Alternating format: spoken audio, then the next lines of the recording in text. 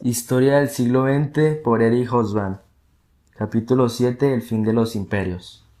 Fue en 1918 cuando se convirtió en un revolucionario terrorista, su gurú. Estaba presente en su noche de bodas y en los 10 años que transcurrieron hasta la muerte de su esposa. En 1928. Nunca vivió con ella. Los revolucionarios tenían que respetar una norma sagrada que estipulaba que no debían frecuentar a las mujeres. Recuerdo que me decía que la India alcanzaría la libertad si luchaba como lo habían hecho los irlandeses. Mientras estaba con él leí la obra de Dan Bren. Dan Bren era el héroe de Masterda. Dio a su organización el nombre Ejército Republicano Indio, sección Chittagong, en honor del Ejército Republicano Irlandés. La casta superior de los administradores coloniales toleró e incluso alentó la corrupción porque era un sistema poco costoso para controlar a una población levantisca y con frecuencia desafecta. Lo que eso significa es que cuando un hombre desea vencer en un proceso legal, obtener un contrato con el Estado, recibir un regalo de cumpleaños o conseguir un puesto oficial, lo puede alcanzar si hace un favor a aquel que tiene el poder de dar y de negar. El favor no había de consistir necesariamente en la entrega de dinero. Esto es burdo y pocos europeos en la India ensuciaban sus manos de esa forma. Podía ser un regalo de amistad y respeto, un acto de magnanima, hospitalidad o la entrega de fondos para una buena causa, pero sobre todo lealtad al Raj. En el curso del siglo XIX, un puñado de países, en su mayor parte situados a orillas del Atlántico Norte, conquistaron con increíble facilidad el resto del mundo no europeo y cuando no molestaron en ocuparlo y gobernarlo, establecieron una superioridad incontestada a través de su sistema económico y social, de su organización y su tecnología. El capitalismo y la sociedad burguesa transformaron y gobernaron el mundo y ofrecieron el modelo hasta 1917, el único modelo,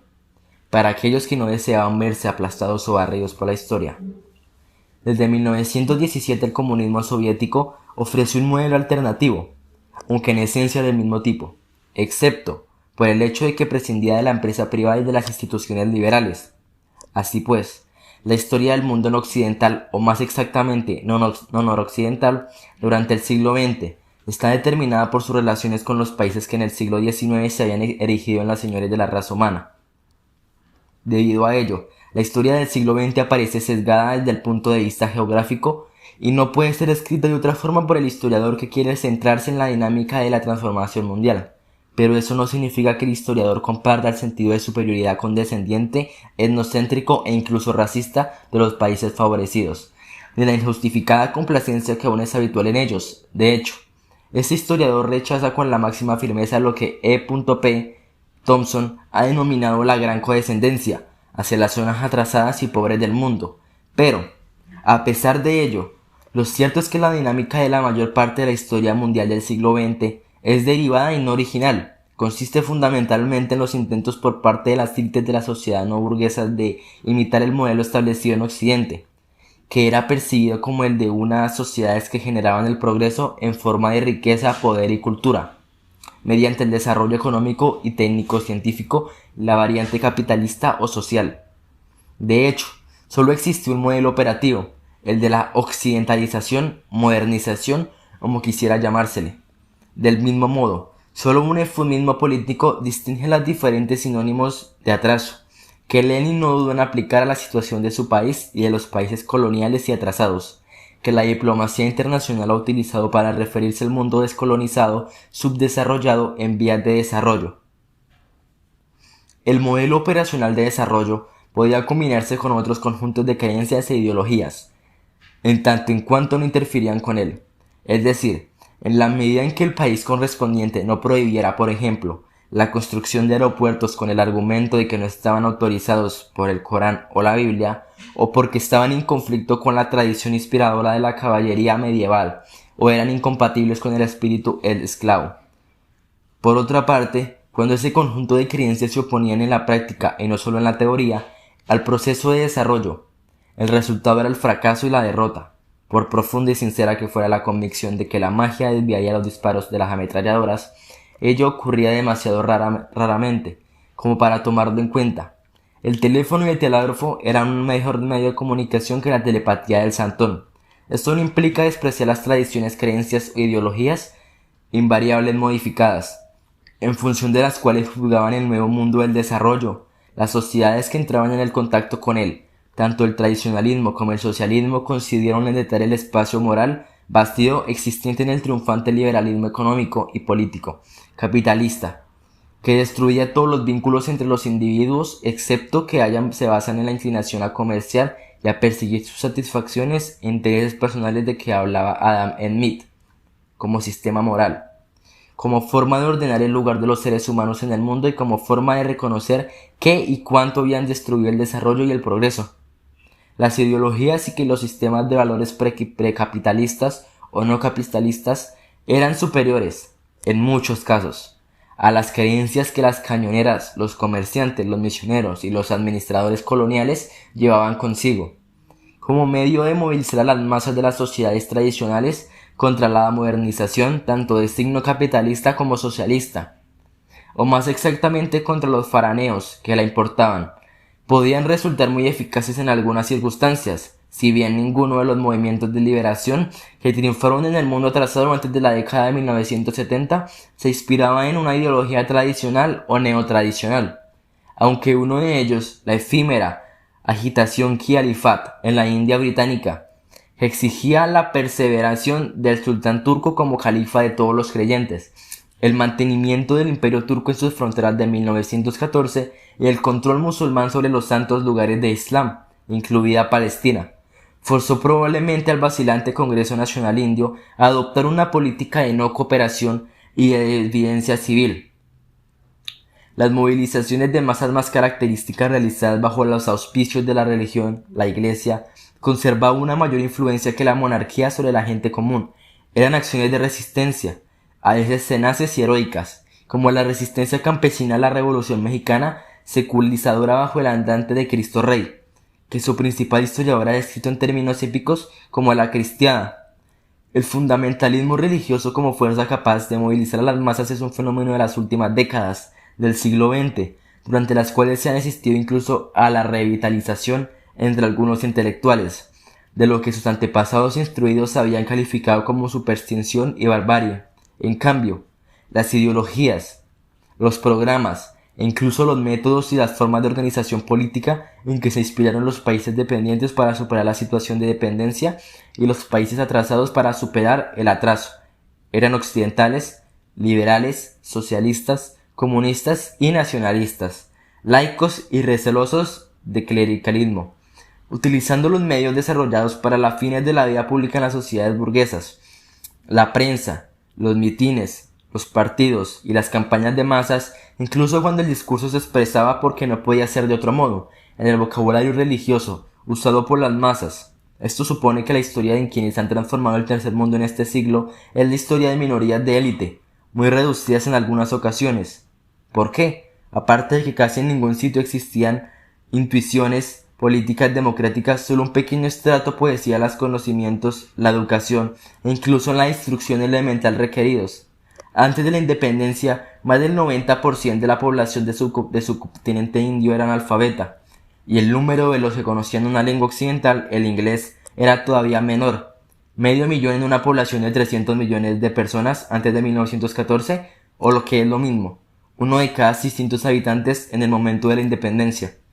Incluso la religión de la India, donde el deseo en la instrucción era más intenso, tenía tan solo 272 estudiantes universitarios por cada 100.000 habitantes, 5 veces más que en el norte del país. Estas minorías insignificantes desde el punto de vista numérico ejercieron una extraordinaria influencia. Los 38.000 parsis de la presidencia de Bombay, una de las principales divisiones de la India británica, a finales del siglo XIX, más de una cuarta parte de los cuales conocieran inglés, formaron la élite de los comerciantes industriales y financieros en todo el subcontinente. De los 100 abogados admitidos entre 1890 y 1900 en el Tribunal Supremo de Bombay, 2 llegaron a ser dirigentes nacionales importantes en la India independiente, y uno sería el fundador de Pakistán, Muhammad Ali Jinnah. La trayectoria de una familia india con la que este autor tenía relación ilustra la importancia de la función de estas élites educadas a la manera occidental. El padre, terrateniente y próspero abogado y personaje de prestigio social durante el dominio británico, llegaría a ser diplomático y gobernador de un estado después de 1947. La madre fue la primera ministra en los gobiernos provinciales del Colegio Nacional Indio de 1947. De los 4 hijos, todos ellos educados en Gran Bretaña, tres ingresaron en el Partido Comunista. Uno alcanzó el puesto de comandante en jefe del ejército indio, otra llegó a ser miembro de la asamblea del partido. Un tercero, después de una accidentada carrera política, llegó a ser ministro del gobierno de Indira Gandhi, y el cuarto hizo carrera en el mundo de los negocios. Ello no implica que las élites occidentalizadas aceptaran todos los valores de los estados y las culturas que tomaban como modelo. Sus opiniones personales podrían oscilar entre la actitud asimilacionalista a la 100% y una profunda desconfianza hacia Occidente, combinadas con la convicción de que solo adoptando sus innovaciones sería posible preservar o restablecer los valores de la civilización autóctona. El objetivo que se proponía el proyecto de modernización más ambicioso y afortunado, el de Japón, desde la restauración Meiji, no era occidentalizar el país, sino hacer el Japón tradicional viable de la misma forma. Lo que los activistas del tercer mundo tomaban de las ideologías y programas que adoptaban no era tanto el texto visible como los que subyacía a él. Así, en el periodo de la independencia, el socialismo en la versión comunista soviética atraía a los gobiernos descolonizados no solo porque la izquierda de la metrópoli siempre había defendido la causa del antiimperialismo, sino también porque venían de la URSS. El modelo lo supera para el atraso mediante la industrialización planificada, un problema que les preocupaba más vitalmente que el de la emancipación de quienes podían ser descritos en su país como el proletariado. Análogamente, si bien el Partido Comunista Brasileño nunca vaciló en su adhesión al marxismo, desde comienzos de la década de 1930, un tipo especial de nacionalismo desarrollista pasó a ser un ingrediente fundamental de la política del partido. Incluso, cuando entraba en un conflicto con los intereses obreros considerados con independencia de los demás intereses, fueran cuales los objetivos de que de manera consciente o inconsciente pretendieran conseguir a aquellos a quienes les incumbía la responsabilidad de trazar el rumbo de la historia del mundo atrasado. La modernización, es decir, la imitación de los modelos occidentales, era el instrumento necesario e indispensable para conseguirlos. La profunda divergencia de los planteamientos de las élites y de la gran masa de la población del tercer mundo hacía que esto fuera más evidente. Solo el racismo blanco, encarnado en los países de Atlántico Norte, subsistía un resentimiento que podían combatir los marajas y los barrenderos. Sin embargo, ese factor podía resultar menos sentido por unos hombres, y especialmente por unas mujeres, acostumbrados a ocupar una posición inferior en cualquier sociedad, con independencia del color de su piel. Fuera del mundo islámico, son raros los casos en los que la religión común preveía un vínculo de esas características, en este caso el de la superioridad frente a los infieles. La economía mundial del capitalismo de la era imperialista penetró y transformó prácticamente todas las religiones del planeta, aunque, tras la Revolución de Octubre, se detuvo provincialmente ante las fronteras de la URSS. Esa es la razón por la que la Gran Depresión de 1929 y 1933 resultó un hito tan decisivo en la historia del antiimperialismo y de los movimientos de liberación del tercer mundo. Todos los países, con independencia de su riqueza y de sus características económicas, culturales y políticas, se vieron arrastrados hacia el mercado mundial. Cuando entraron en contacto con las potencias del Atlántico Norte, salvo en los casos en los que el hombre de negocios en los gobiernos occidentales los consideraron carentes de interés económico, aunque pintorescos, como les sucedió a los beduinos de los grandes desiertos antes de que se descubriera la existencia de petróleo y gas natural en su inhóspito territorio. La posición que se les reservaba en el mercado mundial era la de suministradores de productos primarios, las materias primas para la industria y la energía y los productos agrícolas y ganaderos, y la de escenarios de las inversiones, principalmente en forma de préstamos a los gobiernos, o en las infraestructuras del transporte, las comunicaciones o los equipamientos urbanos, sin las cuales no se podían explotar con eficacia los recursos de los países dependientes. En 1913, más de las 3/4 partes de las inversiones británicas en los países de ultramar, los británicos exportaban las más capital que el resto del mundo junto. Estaban concentradas en deuda pública, ferrocarriles, puertos y navegación. La industrialización del mundo dependiente no figuraba en los planes de los desarrollados, ni siquiera en países como los de Suramérica Latina, donde parecía lógico transportar productos alimentarios locales como la carne, que podía envasarse para que fuera más fácilmente transportada. Después de todo, Enlatar sardinas y embotellar vino de Oporto no habían servido para industrializar Portugal, y tampoco era lo que se pretendía. De hecho, en el esquema de la mayoría de los estados y empresarios de los países del norte, al mundo dependiente le correspondía pagar las manufacturas que importaba mediante la venta de sus productos primero, tal como había sido el principio en que se había basado el funcionamiento de la comunidad mundial dominada por Gran Bretaña. En el periodo anterior a 1914, la era del imperio. Aunque excepto en el caso de los países del llamado capitalismo colonizador, el mundo dependiente no era un mercado rentable para la exportación de productos manufacturados. Los 300 millones de habitantes del subcontinente indio y los 400 millones de chinos eran demasiado pobres y dependían demasiado del aprovisionamiento local de sus necesidades como para poder comprar productos fuera. Por fortuna, para los británicos en el periodo de su hegemonía económica, la pequeña capacidad de demanda individual de sus 700 millones de dependientes sumaban la riqueza suficiente para mantener en funcionamiento la industria algodonera de la Cashire. Su interés, como el de todos los productores de los países del norte, era que el mercado de las colonias dependiera completamente de lo que ellos fabricaban, es decir, que se ruralizaran. Fuera o no ese su objetivo, no podrían conseguirlo, en parte porque los mercados locales que se crearon como consecuencia de la absorción de las economías por un mercado mundial estimularon la producción local de bienes de consumo que resultaban más baratos, y en parte porque muchas de las economías de las regiones dependientes, especialmente en Asia, eran estructuras muy complejas con una larga historia en el sector de la manufactura, con una considerable sofisticación y con unos recursos y un potencial técnicos y humanos impresionantes. De esta forma, en los grandes centros de distribución portuarios que pasaron a ser los puntos de contacto por excelencia entre los países del norte y el mundo dependiente, desde Buenos Aires y Sydney a Bombay, Shanghái y Saigón, se desarrolló una industria local al socaire de la protección temporal de que la gozaban frente a las importaciones, aunque no fuese esta la intención de sus gobernantes.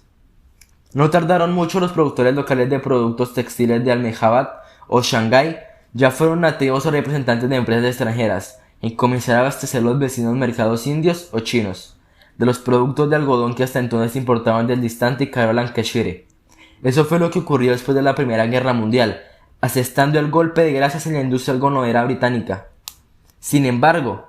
cuando consideramos en cuán lógica parecía la predicción de Marx respecto a la difusión de la revolución industrial al resto del mundo, es sorprendente que antes de que finalizara la era imperialista e incluso hasta los años 70, fueran tan pocas las industrias que se habían desplazado hacia otros lugares desde el mundo capitalista desarrollado. A finales de los años 30, la única modificación importante del mapa mundial de las industrializaciones era la que se había registrado como consecuencia de los planes quinquenales soviéticos. Todavía en 1960, más del 70% de la producción bruta mundial y casi el 80% del valor añadido en la manufactura, es decir, de la producción industrial progresiva de los viejos núcleos de la industrialización de Europa Occidental y América del Norte. Ha sido en el último tercio del siglo cuando se ha producido el gran desplazamiento de la industria desde sus antiguos centros de Occidente hacia otros lugares, incluyendo el despegue de la industria japonesa, que en 1960 únicamente aportaba el 4% de la producción industrial mundial. Solo en los inicios de los años 70 comenzaron los economistas a publicar libros sobre la nueva división internacional del trabajo, o lo que es lo mismo, sobre el comienzo de la desindustrialización de los centros industriales tradicionales. Evidentemente, el imperialismo, la vieja división internacional del trabajo, tenía una tendencia intrínseca a reforzar el monopolio de los viejos países industriales. Esto daba pie a los marxistas del periodo de entreguerras, a los que se unieron a partir de 1945, diversos teóricos de la dependencia, para atacar al imperialismo como una forma de perpetuar el atraso de los países atrasados. Pero,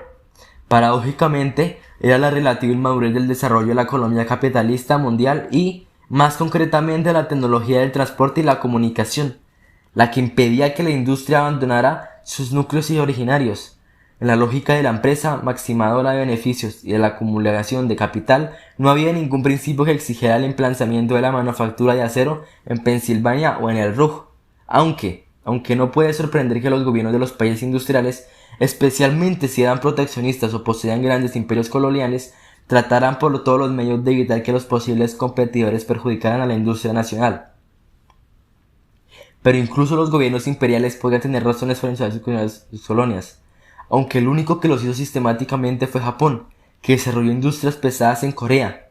y con posterioridad en 1931 en Manchuria y Taiwán, porque esas colonias dotadas de grandes recursos estaban lo bastante próximas a Japón, país pequeño y pobre en materias primas, como para contribuir directamente a la industria nacional japonesa. En la India, la más extensa de las colonias, el descubrimiento durante la Primera Guerra Mundial de que no tenían la capacidad necesaria para garantizar su autosuficiencia industrial. La defensa militar se tradujo en una política de protección oficial y de participación directa en el desarrollo industrial del país. Si la guerra hizo experimentar incluso a los admiradores imperiales de las ventajas de la insuficiencia industrial colonial, la crisis de 1929 a 1933 les sometió a una gran presión financiera al disminuir las rentas agrícolas. El gobierno colonial se vio en la necesidad de compensarlas elevando las aranceles sobre los productos manufacturados, incluidos los del propio metrópoli, británica, francesa u holandesa. Por primera vez, las empresas occidentales, que hasta entonces importaban los productos en régimen de franquicia aralensaria, tuvieron un poderoso incentivo para fomentar la producción local en sus mercados originales. Pero, a pesar de las repercusiones de la guerra y la depresión, lo cierto es que en la primera mitad del siglo XX, el mundo dependiente continuó siendo fundamentalmente agrario y rural. Esa es la razón por la que el gran salto adelante de la economía mundial del tercer cuarto del siglo significaría para ese mundo un punto de inflexión tan importante. Prácticamente todas las regiones de Asia, África, América Latina y el Caribe dependían y se daban cuenta de ello, de lo que ocurría en número de de países del hemisferio septentrional. Pero dejando aparte América, la mayor parte de esas regiones eran propiedad de esos países o estaban bajo su administración o su dominio. Esto valía incluso para aquellas en las que el gobierno estaba en manos de las autoridades autóctonas. Por ejemplo, como protectorados de estados regidos por soberanos, ya que se entendía como el consejo del representante británico o francés en la corte del emir Bey Raja Rey, o sultán local era obligado en cumplimiento. E incluso en países formalmente independientes como China, donde los extranjeros gozaban de derechos exterritoriales y supervisaban algunas de las funciones esenciales de los estados soberanos, como la recaudación de impuestos sanitarios de estas zonas, se planteó la necesidad de liberarse de la dominación extranjera. No ocurría lo mismo en América Central y del Sur, donde prácticamente todos los países eran estados soberanos. Aunque Estados Unidos, pero nadie más, trataba a los pequeños estados centroamericanos como protectorados de facto, especialmente durante el primero y último tercio del siglo. Desde 1945, el mundo colonial se transformó en un mosaico de estados nominalmente soberanos, hasta el punto de que, visto de que nuestra perspectiva actual, parece que eso era, además de inevitable, lo que los pueblos coloniales habían deseado siempre. Sin duda ocurría así en los países con una larga historia como entidades políticas. Los grandes imperios asiáticos, China,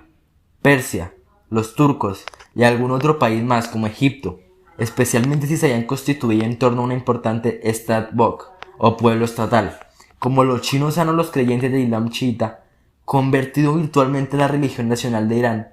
En esos países el sentimiento popular contra los extranjeros era fácilmente politizable. No es fruto de la casualidad que China, Turquía e Irán hayan sido el escenario de importantes revolucionarios autóctonas. Sin embargo, esos casos eran excepcionales. La más de las veces, el concepto de entidad política territorial permanente, con unas fronteras fijas que la separaban de otras entidades del mismo tipo y sometida a una autoridad permanente. Esto es, la idea de un Estado soberano independiente, cuya existencia nosotros damos por sentada. No tenía significado alguno, o al menos, incluso en zonas de agricultura permanente y sedentaria, en niveles superiores al de la aldea. De hecho, incluso cuando existía un pueblo claramente reconocido, que los europeos gustaban de describir como una tribu, la idea que podía estar separado territorialmente de otro pueblo con el que coexistía, se mezclaba y compartía funciones era difícil de entender, porque no tenía mucho sentido. En dichas regiones, el único fundamento de los estados independientes aparecidos en el siglo XX eran las divisiones territoriales de la conquista y las rivalidades imperiales, establecidas generalmente sin relación alguna con las estructuras locales. El mundo postcolonial está, pues casi completamente dividido por las fronteras del imperialismo. Además, aquellos en el tercer mundo rechazaban con mayor firmeza a los occidentales,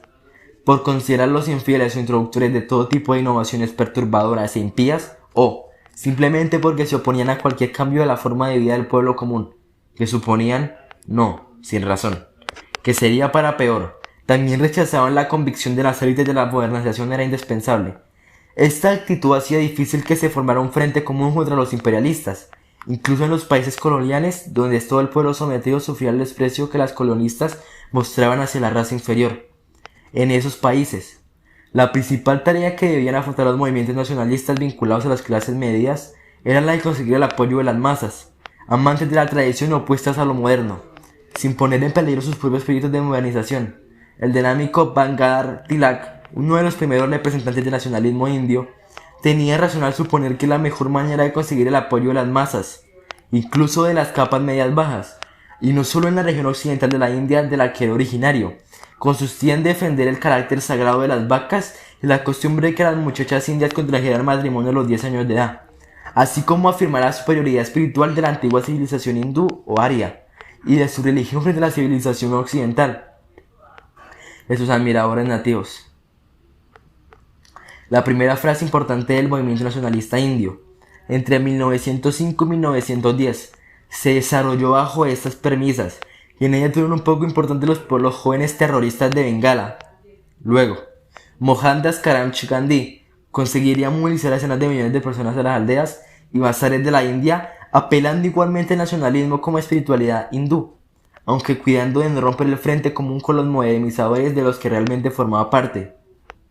y evitando antagonismo con la industria musulmana, que había estado siempre implícito en el nacionalismo hindú.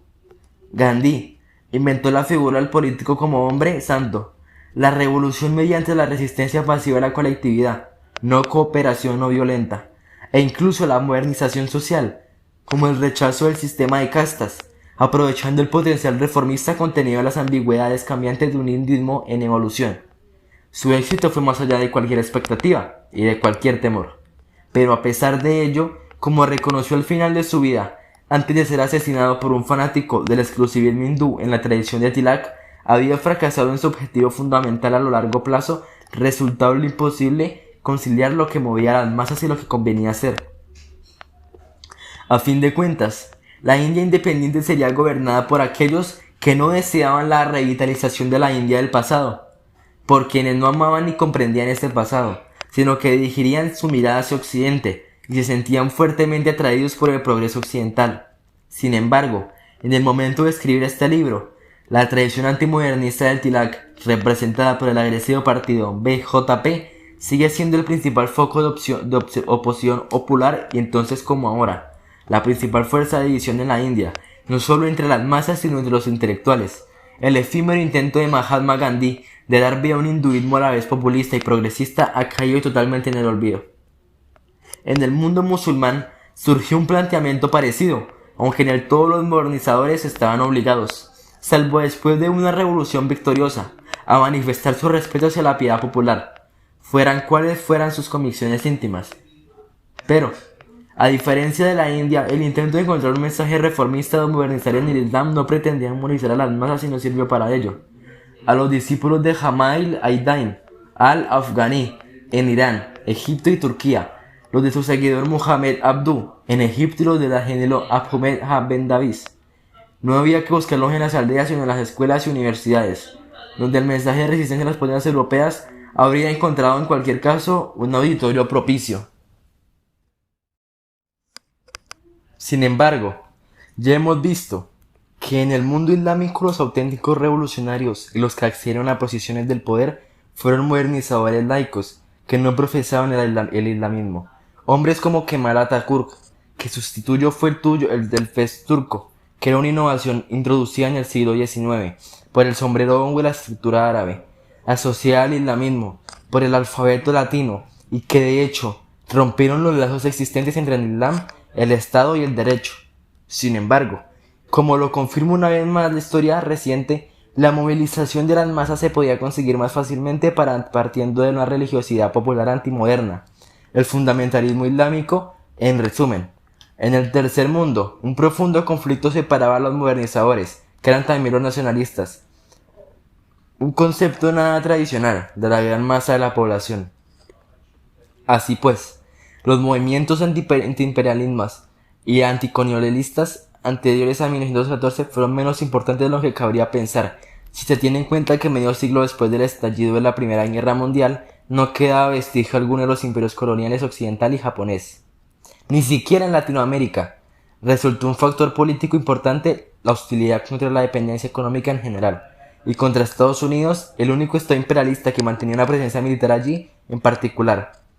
El único imperio que se enfrentó en algunas zonas a problemas que no era posible solucionar con una simple actuación política fue el británico. En 1914 ya había concedido la autonomía interna a las colonias en las que predominaba la población blanca, conocidas de 1907 como dominios, y estaba concediendo autonomía a la siempre turbulenta Irlanda. En la India y en Egipto se apreciaba ya que los intereses imperiales y las exigencias de autonomía e incluso de independencia podían requerir una solución política. Podía afirmarse incluso que a partir de 1905 el nacionalismo se había convertido en esos países en un movimiento de masas. No obstante, fue la Primera Guerra Mundial la que comenzó a quebrantar la estructura del colonialismo mundial, además de destruir dos imperios, el alemán y el turco, cuyas posesiones se repartieron sobre todo los británicos y los franceses, y locar temporalmente un tercero, Rusia, que recobró sus posesiones asiáticas al cabo de pocos años.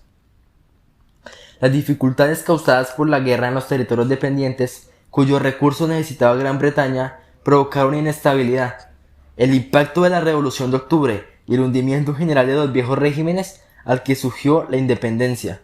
irlandesa de facto para los 26 condados del sur, hicieron pensar por primera vez que los imperios extranjeros no eran inmortales.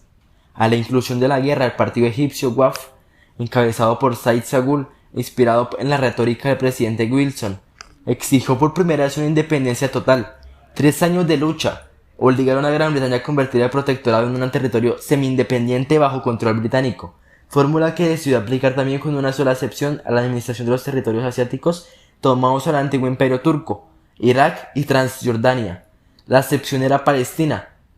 administrada directamente por las autoridades británicas, en un vano intento de conciliar las promesas realizadas durante la guerra a los judíos sionistas a cambio de su apoyo contra Alemania y a los árabes por su apoyo contra los turcos. Más difícil les resultó encontrar una fórmula sencilla para mantener el control en las más extensas de sus colonias. La India, donde el lema de autonomía, adoptado por el Congreso Nacional Indio por primera vez en 1906, estaba evolucionando cada vez más hacia una reclamación de independencia total. El periodo revolucionario de 1918-1922 transformó la política nacionalista de masas en el subcontinente, en parte porque los musulmanes se volvieron contra el gobierno británico, en parte por la sanguinaria histeria de un general británico que en un turbulento año, 1919, atacó a una multitud desarmada en un lugar sin salida y mató a varios centenares de personas, y sobre todo por la conjunción de una oleada de huelgas y de la desobediencia civil de las masas propugnada por Gandhi y por un congreso radicalizado.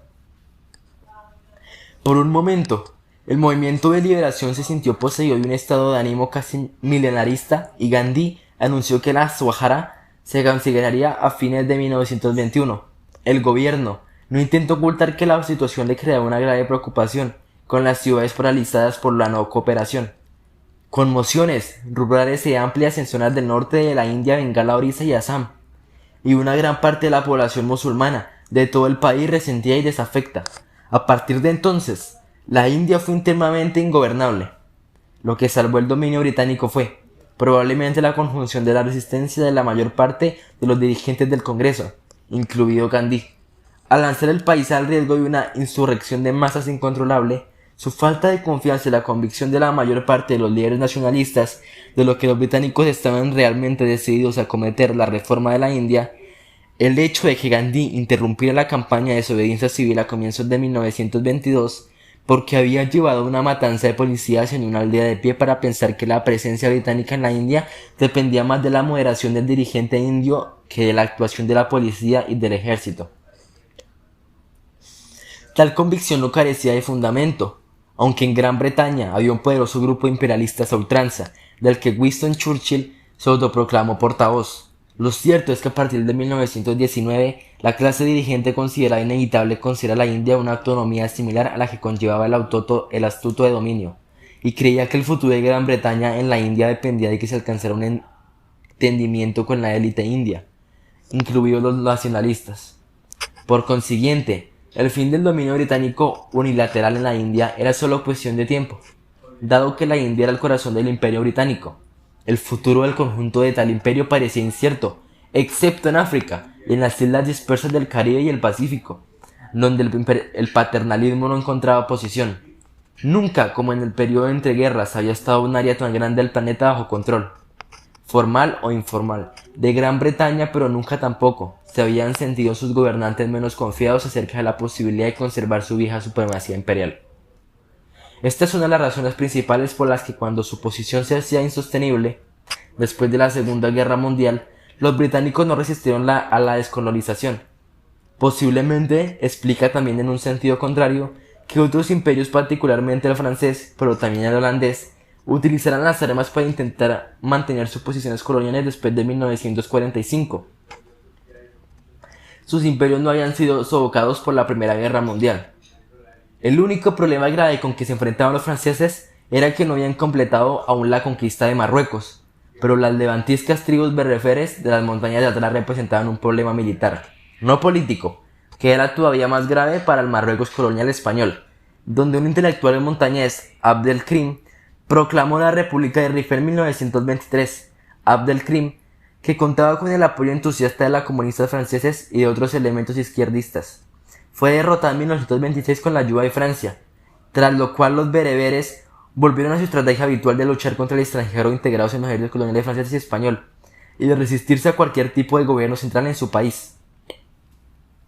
Fue mucho después de que la inclusión de la Primera Guerra Mundial cuando surgió un movimiento anticolonial en las colonias francesas islámicas y en la Indochina francesa, aunque antes ya había existido cierta agitación de escasa envergadura en Túnez. El periodo revolucionario había afectado especialmente al Imperio Británico, pero la Gran Depresión de 1929 a 1933 hizo tambalearse a todo el mundo independiente. La era del imperialismo había sido para la mayor parte de él un periodo de crecimiento casi constante, que ni siquiera se había interrumpido por una guerra mundial, que se vivió como un acontecimiento lejano. Es cierto que muchos de sus habitantes no participaban activamente en la economía mundial en expansión, o no se sentían ligados a ella de una forma nueva, pues a unos hombres y mujeres que vivían en la pobreza y cuya tarea había sido siempre la de cavar y llevar cargas por las que le importaba cuál fuera el contexto global en el que tenían que realizar estas faenas. Sin embargo, la economía imperialista modificó sustancialmente la vida de la gente corriente, especialmente en las regiones de producción de materias primas destinadas a la exportación. En algunos casos, esos cambios ya se habían manifestado en la política de las autoridades autóctonas o extranjeras. Por ejemplo, cuando, entre 1900 y 1930, las haciendas peruanas se transformaron en refinerías de azúcar en la costa y los ranchos de ovejas en las montañas, y el goteo de la mano de obra india que emigraba hacia la costa y la ciudad se convirtió en una inundación, empezaron a surgir nuevas ideas en las zonas más tradicionales del interior. A comienzos de los años 30, en Huasicancha, una comunidad especialmente remota, situada a unos 3.700 metros de altitud en las inaccesibles montañas de los Andes, se debatía de cuál de los dos partidos radicales nacionales representaría mejor su interés. Pero en la mayor parte de los casos, nadie excepto en la población local sabía hasta qué punto cambiado las cosas ni se preocupaba de hacerlo. Pero, ¿qué significaba, por ejemplo, para unas economías que apenas utilizaban el dinero o que solo lo usaban para un número limitado de funciones, integrarse en una economía en la cual el dinero era el medio universal de intercambio, como sucedía en los mares indopacíficos? Se alteró el significado de bienes, servicios y transacciones entre personas, y con ello cambiaron los valores morales de la sociedad y de sus formas de constitución social. En las sociedades matriarcales campesinas de los cultivadores de arroz de Negris en Milán, las tierras ancestrales que cultivaban perfectamente las mujeres solo podían ser heredadas por ellas o a través de ellas. Pero las nuevas parcelas que rotulaban los hombres en la jungla y en las que se cultivaban otros productos como frutas y hortalizas podían ser transmitidas directamente a los hombres. Pues bien, con el agua y las plantaciones de caucho, un cultivo mucho más rentable que el arroz, se modificó el equilibrio entre los sexos, al imponerse la herencia por vía masculina. A su vez, esto doxó que intentaban hacer prevalecer la ortodoxia sobre la ley consuetudinaria y también la del dirigente local y sus parientes, otra isla de descendencia patriarcal en medio del lago matriarcal local. Este tipo de cambios y transformaciones se dieron con frecuencia en el mundo dependiente, en el seno de comunidades que apenas tenían contacto directo con el mundo exterior. En este caso, concreto tal vez lo tuviera a través de un comerciante chino, las más de las veces un campesino o artesano emigrante de Fujian, acostumbrado al esfuerzo constante de las complejidades del dinero, pero igualmente ajeno al mundo de Henry Ford y de la General Motors. A pesar de ello, la economía mundial parecía remota, porque sus efectos inmediatos y reconocibles no habían adquirido al carácter de un catolicismo, excepto, tal vez en los encables industriales que, aprovechando la existencia de 1917, empezaron a ser frecuentes los conflictos laborales y las organizaciones obreras de este tipo occidental. Y en las gigantescas ciudades portuarias industriales a través de que el mundo dependiente con la economía mundial que determinaba su destino, Bombay, Shanghái, cuya población pasó de 200.000 habitantes a mediados del siglo XIX a 3,5 millones en los años 30. Buenos Aires y, en menor escala, Casablanca, que menos de 30 años después de que adquiriera la condición de puerto moderno contaba con 250.000 habitantes. Todo ello fue trascado por la Gran Depresión, durante la cual chocaron por primera vez de manera patente los intereses de la economía metrópoli y lo de las economías dependientes, sobre todo porque los precios de los productos primarios de los que dependía el tercer mundo se hundieron mucho más de lo que los productos manufacturados que se compraban en Occidente por primera vez. El colonialismo y la dependencia comenzaron a ser rechazados como inaceptables, incluso por quienes hasta entonces se había beneficiado de ellos. Los estudiantes se alborotaron en El Cairo, Rangún y Yakarta, no porque creyeran que se aproximaba un gran cambio político, sino porque la depresión había liquidado las ventajas que habían hecho que el colonialismo resultara tan aceptable para la regeneración de sus padres. Lo que es más, por primera vez, salvo las situaciones de guerra, la vida de la gente común se vio sacudida por unos movimientos sísmicos que no eran de origen natural y que movían más a la protesta que a la oración. Se formó así la base de masas para una movilización política, especialmente en zonas como la costa occidental de África y el sureste asiático, donde los campesinos dependían estrechamente de la evolución del mercado mundial de cultivos comerciales. Al mismo tiempo, la depresión desestabilizó tanto la política nacional como la internacional del mundo dependiente. La década de 1930 fue, pues, crucial para tener el tercer mundo, no tanto porque la depresión desencadenara una radicalización mundial, sino porque determinó que en diferentes países entraran en contacto las minorías politizadas y la población común. Esto ocurrió incluso en lugares como la India, donde el movimiento nacionalista ya contaba con un apoyo de masas. El recurso, por segunda vez, a la estrategia de la no cooperación al comienzo de los años 30, la nueva constitución de compromiso que concedió el gobierno británico y las primeras elecciones provinciales a escala nacional de 1937 mostraron el apoyo con el que contaba el Congreso Nacional Indio, que en su centro neurálgico en el Ganges pasó de 60.000 miembros en 1935 a 1,5 millones a finales de la década. El fenómeno fue aún más evidente en algunos países en los que hasta entonces la movilización había sido escasa. Comenzaron ya a distinguirse más o menos claramente los perfiles de la política de masas de futuro. El populismo latinoamericano, basado en unos líderes autoritarios que buscaban el apoyo de los trabajadores de las zonas urbanas. La movilización buscaba político a cargo de los líderes sindicales que luego serían dirigentes partidistas, como en la zona del Caribe dominada por Gran Bretaña, un movimiento revolucionario con una fuerte base entre los trabajadores que emigraban a Francia o que regresaban de ella, como en Argelia, un movimiento de resistencia nacional de base comunista con fuertes vínculos agrarios como en Vietnam, cuando menos como ocurrió en Malasia. Los años de la depresión rompieron los lazos existentes entre las autoridades coloniales y las masas campesinas, dejando un espacio vacío para una nueva política. Al final de los años 30, la crisis del colonialismo se había extendido a otros imperios, a pesar de que dos de ellos, el italiano, que acababa de conquistar Etiopía, y el japonés, que intentaba dominar China, estaban todavía en proceso de expansión, aunque no por mucho tiempo. En la India, la nueva constitución de 1935, un desafortunado compromiso con las fuerzas en ascenso del nacionalismo, resultó ser una concesión importante gracias al amplio triunfo electoral que el Congreso alcanzó en casi todo el país. En la zona francesa del norte de África surgieron importantes movimientos políticos en Túnez y en Argelia. Se produjo incluso cierta agitación en Marruecos, y por primera vez cobró fuerza en la Indochina francesa la agitación de masas bajo dirección comunista, ortodoxa y disidente. Los holandeses consiguieron mantener el control en Indonesia, una región que acusa con mayor intensidad que la mayor parte de los países cuando ocurre en Oriente. No porque reinara la calma, sino por la división que existía entre las fuerzas de oposición, islámicas, comunistas y nacionalistas laicas, incluso en el Caribe, que según los ministros encargados de los asuntos coloniales era una zona somnolienta. Se registraron entre 1935 y 1938 una serie de huelgas en los campos petrolíferos de Trinidad, de explotaciones y de ciudades de Jamaica, que dieron paso a enfrentamientos en toda la isla, revelando por primera vez la existencia de una masa de desafectos. Solo la África subsahariana permanecería en calma, aunque también allí la depresión provocó, a partir de 1935, las primeras huelgas importantes que se iniciaron en las zonas productoras de cobre del África Central. Londres empezó entonces a instar a los gobiernos coloniales a que crearan departamentos de trabajo. Adoptaron medidas para mejorar las condiciones de los trabajadores y estabilizaran la mano de obra, reconociendo que el sistema imperante de inmigración desde la aldea a la mina era social y políticamente desestabilizador. La oleada de huelgas de 1935-1940 se extendió por toda África, pero no tenía aún más dimensión política anticolonial, a menos que se considere como tal la difusión en la zona de los yacimientos de cobre de iglesias y profetas africanos de orientación negra y de movimientos como el mineralista Los Testigos de Jehová, de inspiración norteamericana, que rechazaron a los gobiernos mundanos.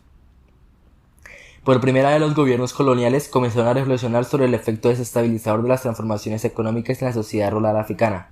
que, de hecho, estaba atravesando por una época de notable prosperidad, y a fomentar la investigación de los antropólogos sociales sobre este tema. No obstante, el peligro político parecía remoto. En las zonas rurales esta fue la época dorada del administrador blanco, con o sin la ayuda de jefes sumisos, creados a veces para auxiliarles cuando la administración colonial se ejercía de manera indirecta. A mediados de los años 30, existía ya en las ciudades de un sector africano cultos y satisfechos lo bastante nutrido como para que pudiera crearse una prensa política floreciente, con diarios como el African Morning Post en Costa de Oro, Ghana, el West African Pilot en Nigeria y el Great Senegal en Costa de Marfil. Condujo una campaña contra jefes importantes y contra la policía, exigió medidas de reconstrucción social, defendió la causa de los desempleados y de los campesinos africanos golpeados por la crisis económica. Comenzaban ya a aparecer los dirigentes del nacionalismo político local, influidos por las ideas del movimiento negro de los Estados Unidos, la Francia del Frente Popular, de las que difundía la Unión de los Estudiantes del África Occidental en Londres, e incluso el movimiento comunista. Algunos de los futuros presidentes de las futuras repúblicas africanas, como Jomo Kenyatta de Kenia y el Dr. Nnamdi Azikiwe, que sería presidente de Nigeria, desempeñaban ya un papel activo. Sin embargo, nada de eso se preocupaba todavía a los ministros europeos de asuntos coloniales. A la pregunta de si en 1939 podía verse como un acontecimiento inminente la previsible desaparición de los imperios coloniales, he de dar una respuesta negativa. Si me baso en mis recuerdos de una escuela para estudiantes comunistas británicos y coloniales celebrada en aquel año, y nadie puede tener mayores expectativas en este sentido que los apasionados y esperanzados jóvenes militantes marxistas, lo que transformó la situación fue la Segunda Guerra Mundial, una guerra entre potencias imperialistas, aunque fuese mucho más que eso. Hasta 1943, mientras triunfaban las fuerzas del eje, los grandes imperios coloniales estaban en el bando derrotado. Francia se hundió estrepitosamente, y se conservó muchas de sus dependencias. Fue por lo que se permitieron las potencias del eje. Los japoneses se apoderaron de las colonias que empobrecían Gran Bretaña, Países Bajos y otros estados surtientes en el sureste de Asia y el Pacífico Occidental. Incluso en el norte de África, los alemanes ocupan diversas posiciones a fin de controlar una zona que se extendía hasta pocos kilómetros de Alejandría. En un momento determinado, Gran Bretaña pensó seriamente en la posibilidad de retirarse de Egipto. Solo la parte del continente africano al sur de los desiertos permaneció bajo el firme control de los países aliados, y los británicos se largaron para liquidar, sin grandes dificultades, el imperio italiano del Cuerno en África. Lo que dañó irreversiblemente las viejas potencias coloniales fue la demostración de que el hombre blanco podía ser derrotado de manera deshonrosa, y de que esas viejas potencias coloniales eran demasiado débiles, aún después de haber triunfado en la guerra, para recuperar su posición anterior. La gran prueba para el Raj británico en la India no fue gran rebelión organizada por el Congreso de 1942, bajo el lema Quit India, fuera de la India, que pudo soportarse sin gran dificultad. Fue el hecho de que por primera vez 55.000 soldados indios se pasaron al enemigo para constituir un ejército nacional indio, comandado por el dirigente izquierdo del Congreso Subhash Chandra Bose, que había decidido buscar el apoyo japonés para conseguir la independencia de la India. Japón, cuya estrategia política la decidían tal vez los altos mandos navales, más sutiles que los del ejército de tierra, hizo valer el color de la piel de sus habitantes para atribuirse con notable éxito la función de liberador de colonias, excepto entre los chinos de ultramar y en Vietnam, donde mantuvo la administración francesa. En 1943 se organizó en Tokio una Asamblea Nacional de Asiáticas del Gran Oriente, bajo el patrocinio de Japón, a la que asistieron los presidentes o primeros ministros de China, India, Tailandia, Birmania y Manchuria, pero no el de Indonesia, al cual cuando la guerra ya estaba perdida se le ofreció incluso independizarse de Japón. Los nacionalistas de los territorios coloniales eran demasiado realistas como para adoptar una actitud pro-japonesa, aunque veían con buenos ojos el apoyo de Japón, especialmente si como en Indonesia era un buen apoyo sustancial. Cuando los japoneses estaban al borde de la derrota, se volvieron contra ellos, pero nunca olvidaron cuán débiles se habían demostrado ante los imperios occidentales. Tampoco olvidaron que las potencias que en realidad habían derrotado al eje los Estados Unidos de Roosevelt y la URSS de Stalin eran por diferentes razones hostiles al viejo colonialismo, aunque el anticomunismo norteamericano llevó muy pronto a Washington a defender el conservadurismo en el tercer mundo.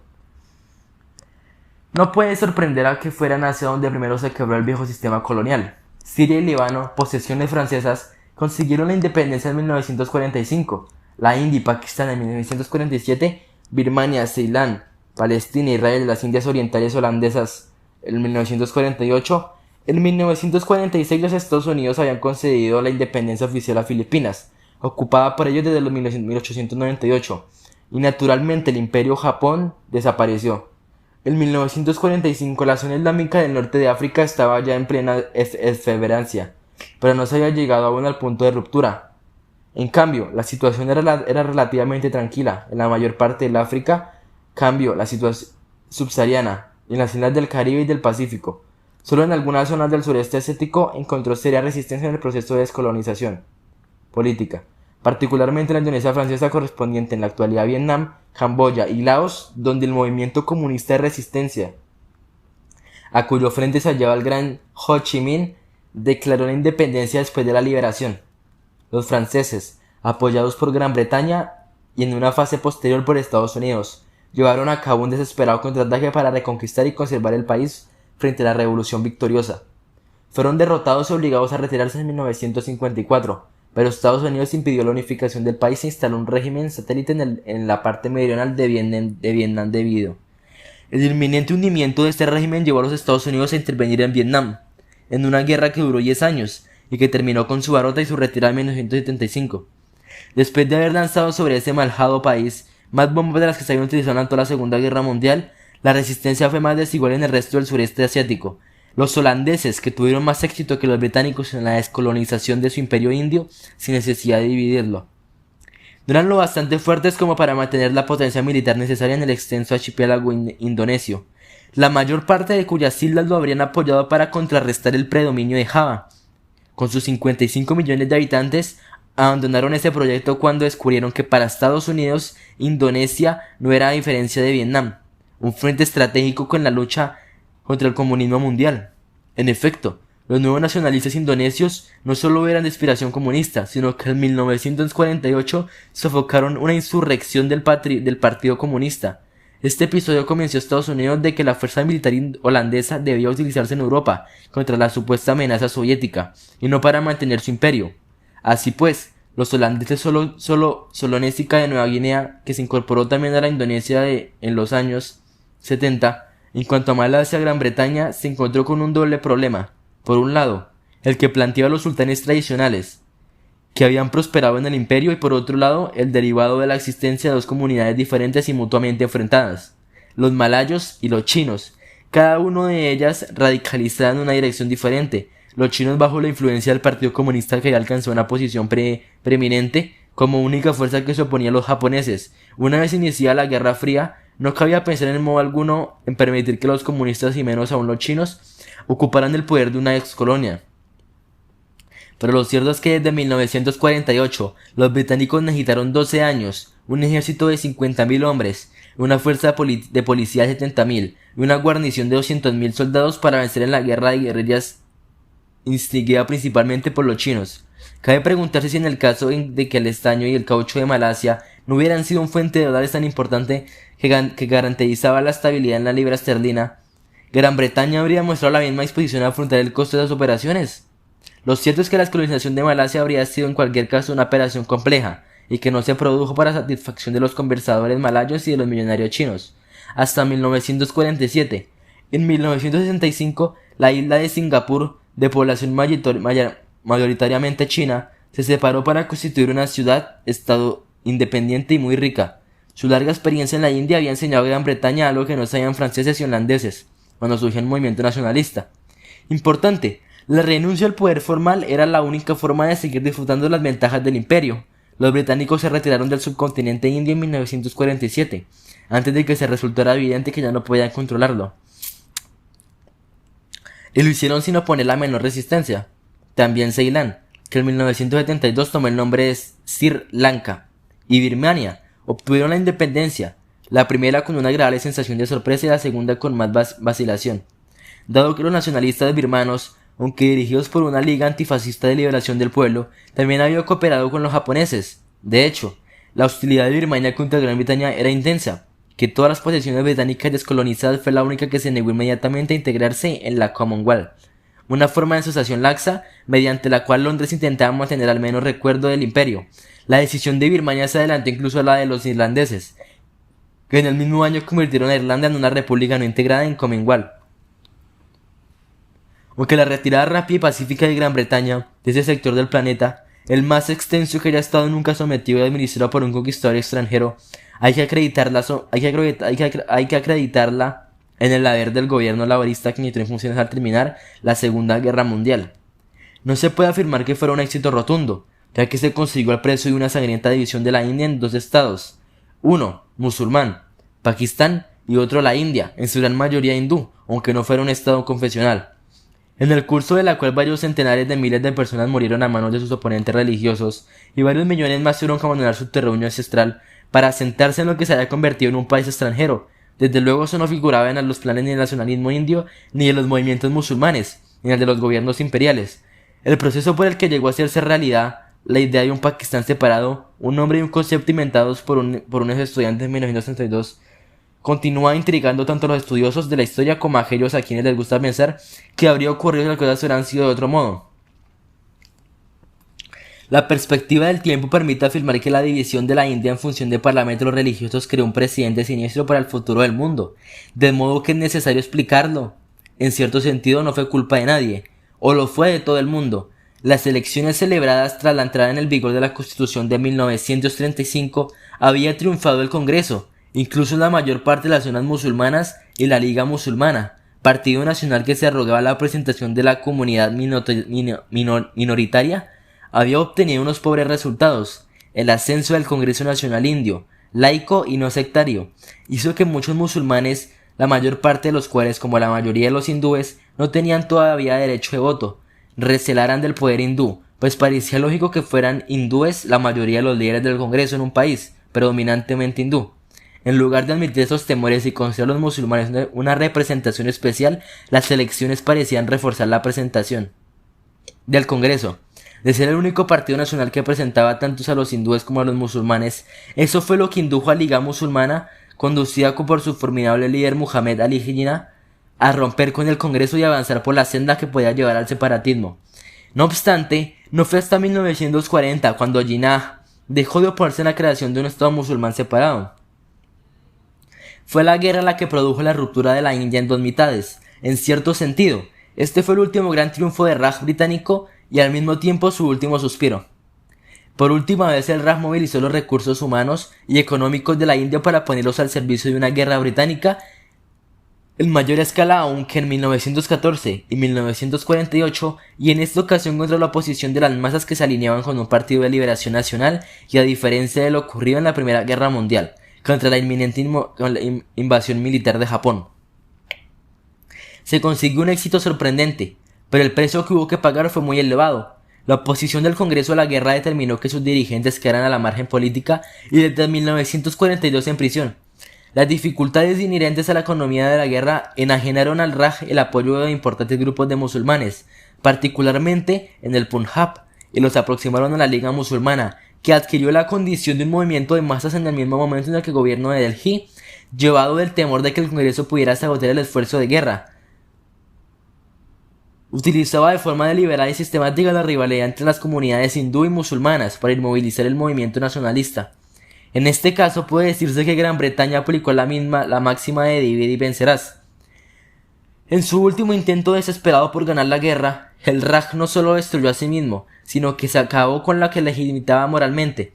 El proyecto de lograr un subcontinente indio unido en el que múltiples comunidades pudieran coexistir, en una paz relativa bajo la misma administración y el mismo ordenamiento jurídico. Cuando concluyó la guerra resultó imposible dar marcha atrás al motor de una política confesionalista. Con la excepción de Indochina, el proceso de descolonización estaba ya incluido en el Asia de 1955. Mientras tanto, la región musulmana occidental, desde Persia e Irán a Marruecos, experimentó una transformación impulsada por una serie de movimientos populares, golpes revolucionarios e insurrecciones, que comenzaron con la nacionalización de las compañías petrolíferas occidentales en Irán y la implantación del populismo como Mohamed Mossadegh y el apoyo del poderoso partido Tudeh comunista. No puede sorprender en los partidos comunistas del Próximo Oriente adquirieran cierta influencia a raíz de la gran victoria soviética. Mossadegh sería derrocado en 1953 como consecuencia de un golpe preparado por ser el vicio secreto anglo-norteamericano. La revolución de los oficiales libres en Egipto, dirigida por Gamal Abdel Nasser, y el posterior derrumbamiento de los regímenes dependientes de Occidente en Irak y Siria fueron hechos irreversibles, aunque británicos y franceses en colaboración con el nuevo Estado antiárabe de Israel intentaron por todos los medios aniquilar a Nasser en la guerra de Suez de 1956. En cambio, Francia se opuso con energía al levantamiento de las fuerzas que luchaban por la independencia nacional en Argelia, uno de esos territorios como Sudáfrica y en un sentido distinto, Israel, donde la coexistencia de la población autóctona con un núcleo numeroso de colonos europeos dificultaba la solución del problema de descolonización. La guerra de Argelia fue un conflicto sangriento que contribuyó a institucionalizar la tortura en el ejército, la policía y las fuerzas de seguridad de unos países que se declaraban civilizados, popularizó la utilización de la tortura mediante descargas eléctricas que se aplicaban en distintas zonas del cuerpo como la lengua, los pezones y los genitales, y provocó la caída de la Cuarta República y casi la de la Quinta. Antes de que Argelia consiguiera la independencia que el general de Gaulle había considerado inevitable hace mucho tiempo, mientras tanto, el gobierno francés había negociado secretamente la autonomía y la independencia de los otros dos protectorados que poseían en el norte de África: Túnez, que se convirtió en una república, y Marruecos, que siguió siendo una monarquía. Ese mismo año Gran Bretaña se desprendió totalmente de Sudán, cuyo mantenimiento como colonia era insostenible desde que perdiera el control sobre Egipto. Es difícil decir con certeza cuando comprendieron los viejos imperios que la era del imperialismo había concluido definitivamente, visto desde la actualidad el intento de Gran Bretaña y de Francia de reafirmar su posición como potencias imperialistas en la aventura del Canal de Suez de 1956 parece más claramente condenado al fracaso de lo que debieron pensar los gobiernos de Londres y París, que proyectaron esta operación militar para acabar con el gobierno egipcio revolucionario del coronel Nasser, en una acción concertada con Israel. El episodio concluyó con un sonoro fracaso, salvo desde el punto de vista de Israel, tanto más ridículo para la combinación de indición y falta de sinceridad de que hizo gala el primer ministro británico Anthony Eden. La operación, que apenas iniciada, tuvo que ser cancelada bajo la presión de Estados Unidos, inclinó a Egipto hacia la URSS y terminó para siempre con lo que se llamó el momento de Gran Bretaña en el Próximo Oriente, es decir, la época de hegemonía británica incuestionable en la región inicial 1918. Sea como fuere, a finales de los años 50 los viejos imperios eran conscientes de la necesidad de liquidar el colonialismo formal. Solo Portugal continuaba resistiéndose, porque la economía de la metrópoli, atrasada y aislada políticamente, no podía permitirse el neocolonialismo. Necesitaba explotar sus recursos africanos y, como su economía no era competitiva, solo podía hacerlo mediante el control directo. Sudáfrica y Rodesia del Sur, los dos estados africanos en el que existía un importante núcleo de colonos de raza blanca, aparte de Kenia, se negaron también a seguir la senda que desembocaría inevitablemente en el establecimiento de unos regímenes dominados por la población africana, y para evitar este destino Rodesia del Sur se declaró independiente de Gran Bretaña. Sin embargo, París, Londres y Bruselas, el Congo belga, decidieron que la concesión voluntaria de la independencia formal y el mantenimiento de la independencia económica y cultural eran preferibles a una larga lucha que probablemente desembocaría en la independencia y el establecimiento de regímenes de izquierdas. Únicamente en Kenia se produjo una importante insurrección popular y se inició una guerra de guerrillas, aunque solo participaron en ella algunos sectores de una etnia local, los Kikuyu. El llamado movimiento Mau Mau. En todos los demás lugares se practicó con éxito la política de descolonización profiláctica, excepto en el Congo belga, donde muy pronto degeneró en anarquía, guerra civil e intervención internacional. Por lo que respecta al África británica, en 1957 se concedió la independencia a Costa de Oro, la actual Ghana, donde ya existía un partido de masas conducido por un valioso político e intelectual panafrancista llamado Kwame Nkrumah.